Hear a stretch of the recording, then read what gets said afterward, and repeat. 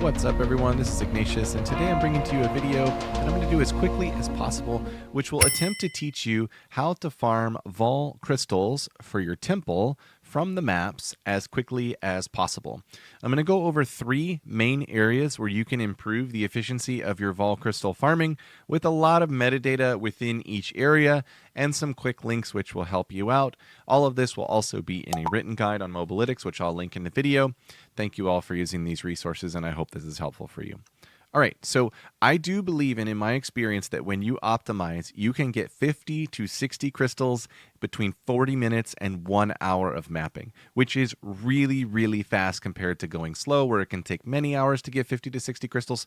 So if you follow these steps, it should help optimize a lot if you are not currently optimized.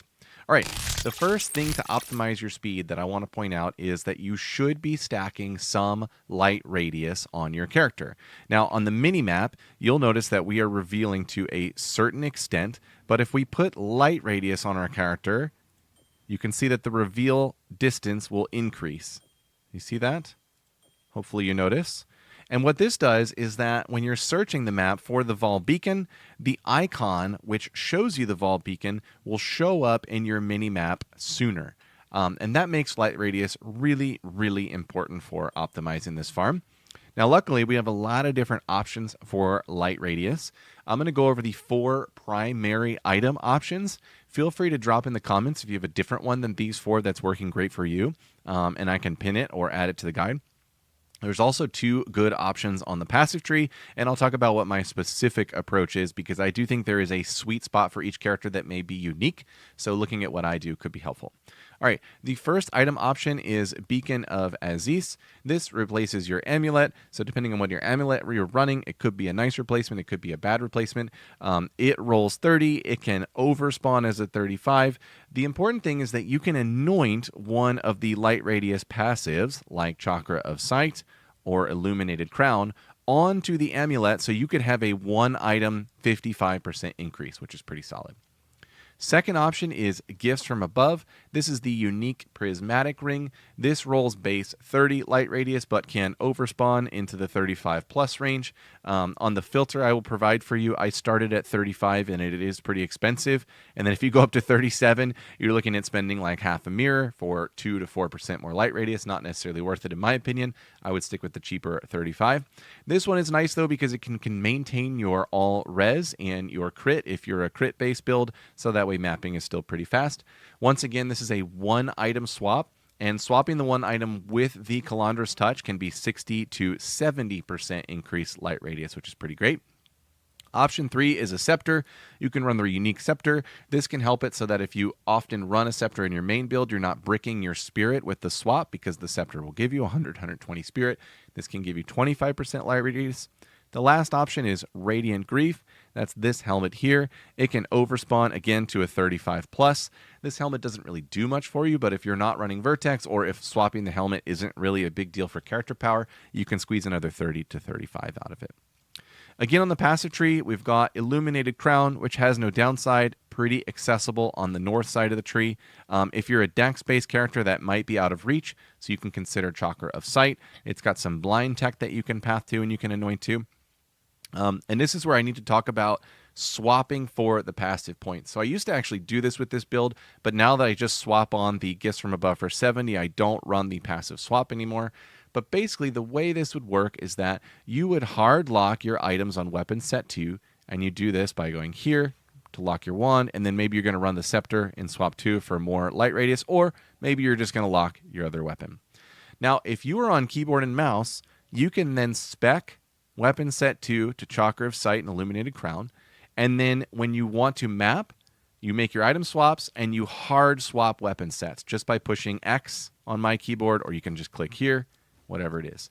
Now, I have heard, I don't ever play with a controller, but I have heard that you cannot do hard swaps on controller.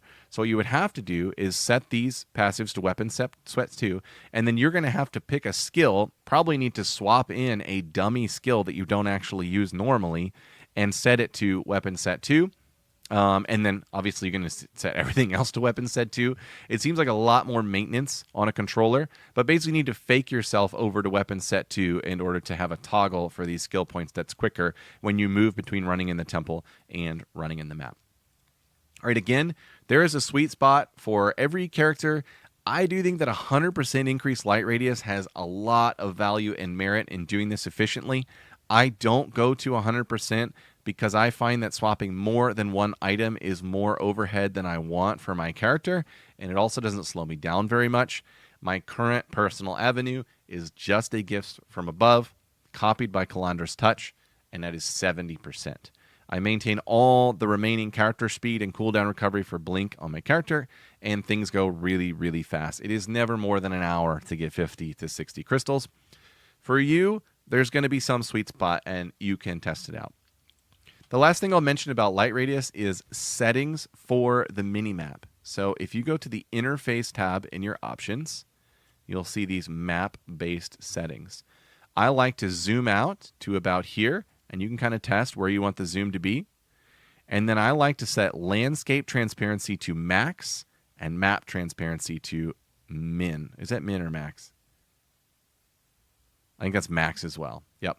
And what this does for me is it makes it easier to see where the Vaal beacon is on the map. It also makes it easier for me to see what terrain I want to blink over, because blinking over terrain is super important to be able to do for the efficiency of this farm. So yeah, just a little mention of that. Okay, the next major section of this guide is organizing your Waystones. I'm going to talk about what I know for sure and what I have experienced. There's a lot of tinfoil hat theories about there for how many crystals you get based on certain conditions, but I'll share with you what I know for sure. A tier 15, 6 mod, uncorrupted Waystone gives you 2 crystals guaranteed, and rarely it will give you 3. So earlier in the season, when I was on a tighter budget and Waystone farming was not as bountiful, I was running these 6 mod, uncorrupted tier 15s. And the reason I did this was because Vaal Orbs were kind of expensive and they had a lot of value otherwise when I was on a budget. Also, the Vaal Orb can knock it down to a 14, and I wasn't totally sure that 14s provide the same value as consistently as 15s. Now, here's the next thing I know for sure. An 8 mod corrupted 15 or 16 also gives you 2 guaranteed, no surprise there, but it has about a 40 to 50% chance of giving you 3. Now, this is a super rough estimate based on what I have observed. It's kind of tedious to count the numbers because you have to go down to the temple each time to see how much it gives you after it has given you 6. But in doing this count in a few runs, I saw that when it's an 8 mod, I have a much higher chance of getting 3. I have also heard that a tier 14 6 mod functions the same as a tier 15 6 mod. I have not tested this mathematically, and I'm not sharing this as something that I know for sure. Here's my approach now that we are later in the season and that income is easy via the temple and I'm not on a budget. I will grab a chunk of tier 15s. I'll come to Doriani, control click for an automatic ID. Then I'll take my alchemy orbs and get everything up to 4 mod. Then I'll take the exalts and get everything up to 6 mod. Vaal slam them all. I go to my stash, I dump the 14s in, and I run these. And I run about 25 like this, and that is guaranteed to get you up to 50 Vaal Crystals, and then more, even up to 60 if you're lucky with the 8 mod rolls, and a 40 to 50% chance for a 3 on an 8 mod. So that's what I'll do as far as Waystones. All right, next topic is grand projects on towers. And hopefully this is one that everybody's already familiar with, but just in case you are not, this tablet right here is essential to farming your maps quicker. What you do is you come into your atlas, and as you're surfing around, when you get to a tower, you throw in the grand project, you throw in one of your maps, and you are going to run this to completion. Because it's a tower map, completion means you actually need to click on the beacon. It's not enough to just kill the boss. You need to go in and click on the beacon. And then you can also grab the Vaal, circle in this map as well. So it's highly efficient. After I've done that, I will right-click on it and save it as a bookmark. So that way I know where I'm currently at in your atlas. Generally, when you do this, you never have to fully complete another map in order to progress because there's enough tower overlap. So this one overlapped with this one. When I ran a grand project here, I was able to then instantly run the next one here. I run these one at a time, and then I backtrack the maps around. So what that means is if I were to run this one, I now can go to any map in range of this tower that I want to, and I will complete all the maps in the vicinity of this tower, and then I'll go ahead and grand project this one, and I'll backdate my bookmarks, so that way I know what was my most recent grand project tower that I ran. So the other thing this enables us to do, not only do we not have to finish maps in order to progress through our atlas, but we can also be selective about which maps we run. And this brings me to a massive tier list which I have produced on the consistency of maps for finding the Vaal Circle. I do believe this is a comprehensive list. I've run through hours and hours of crystal farming with this list in mind and have made small tweaks here and there. Some of you may disagree here and there about a certain map. And I think the most important thing to realize is which are the ones to skip. And feel free to update this list with your own, section of maps that you would like to skip. But basically the way this works is A tier, B tier, C tier. This is about how much variance there is with the consistency to find the Vaal Circle. And when you look at these, you'll understand what I mean. The crypt, for instance, is a single circular map tile with a small layout in the middle. It's very easy to navigate, and you can very consistently find the Vaal Circle. So crypt goes into a, A tier level map. Sun Temple, A tier for another reason. This is a multi-floor map, but the Vaal Circle is always on the first floor, and it's very easy to find, especially if you have Blink. So each of these ones in A tier, for one reason or another, has a very consistent and easy to find mechanism for getting the Vaal Circle. In B tier, we're still pretty efficient and pretty consistent with map layout. However, there is some variance. For instance, Sandspit, everybody's favorite map because it's always the same and it's one path around an island, is a really, really good map, but half of the time the Vaal Circle can be on the other side of the Sandspit, and you don't realize it until you get to the boss, and then you need to either go through the boss or path around the boss. So this has some variance. This could even arguably be a C tier map, but everybody loves Sandspit. Dig Site is another one where it's super consistent, easy to find. However, if you don't have Blink and you can't go over the terrain, this is a D tier map. So I've made some notes here and there to help you navigate. And then here's the most important section.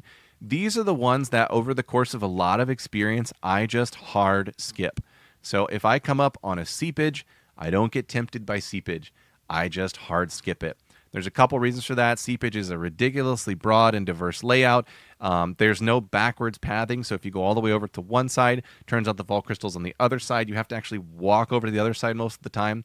The other thing is that Seepage is one of the maps where killing the boss does not reveal all the points of interest. You actually have to activate all of the waypoints, or what are they called, checkpoints, in order to reveal all the points of interest. So for one reason or another, all of these are in D tier, and I would highly recommend you skip them. And then feel free to add some of the other ones that are pretty bad over to this list if you're wanting to be even more efficient. For instance, Forge is one where it's very inconsistent. A lot of backtracking. You have to path around sort of the catwalks of the map in order to get to the beacon. Forge is one that arguably could be D tier depending on how efficient you want to be. Okay. The last section of tips I'm going to offer to you is what you do when you are in the maps. So the first thing I want to point out is, and we'll go ahead and open this one right here. This is a Blooming Field. I have Blooming Field as A tier because even though it is a pretty large and, cumbersome terrain map layout, with Blink, it's actually really quick to navigate and usually really easy to find it when you have a little bit of light radius. First tip I'm going to give you is that more often than not, and this is a little bit tinfoil hat, but more often than not, this beacon is going to be on one side or the other of your spawn waypoint. So when I search, I will always first go check the left and right sides of the beacon. So you see I kind of explored this left side, and now I'm going to come over here and explore this right side. And that's not some like tried and true method, and of course each map has its own like unique layout and things like that. But that is just to say, on these maps, I don't just path straight up through the middle. I kind of do these broad sweeping circles, especially at the start. So you can see very quickly I clear this whole entire area. And I would say we're already like a quarter, maybe half of the way done with understanding where this beacon is in this map. So that's tip 1. Check both sides of the spawn point. You'll be so glad you do this, especially on maps like maybe Grimhaven or Riverhold, where going all the way down the left side is really, really long when that spawn checkpoint actually had the beacon just a little bit on the right side. The other 2 tips are actually, I think pretty obvious, but just to mention them, you want to be fast. So for everyone, movement speed is great. For casters, cast speed actually really helps speed up the optimization of your blink and movement. If you cast after you blink, it kind of cancels that little stutter step after the cast. So that's useful. And then overall, for all characters, having blink is essential for optimal Vaal Crystal farming, and that is because of terrain. When you get to something weird like this, when you have to path around, it takes a while. When you can blink, you just go straight over and it gets really fast, especially because we're not trying to complete the map or target farm some type of loot from the map. We're just looking for where the beacon is. So if you can blink and sprint and blink and cast and you can go over terrain, things get really, really fast and optimized. Last tip I'll give is that on some maps or on most maps, killing the boss reveals the point of interest. So if you're casually strolling by and you know that the boss for that particular map is an easy one to kill, just go on in there and wipe that boss out, and you are probably going to reveal where the Vaal beacon is. The Vaal beacon obviously has this icon, and after you have completed it, over here in the corner, this will be checkmarked. I do want to point out that on some maps, the only way to reveal the points of interest is to get all the checkpoints. I mentioned that with Seepage. That's one where I know it is true.